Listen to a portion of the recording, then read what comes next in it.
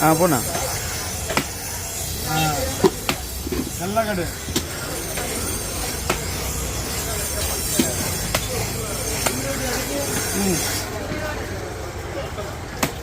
மீன் துடிக்கல அண்ணா மீனோட துண்டு தான் துடிக்குது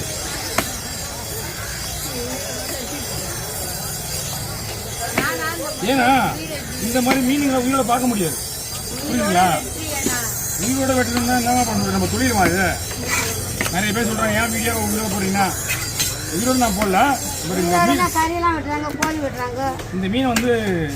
உயிரோட பார்க்க முடியாது அதிக நேரத்தில் இந்த மாதிரி பார்க்க முடியுமா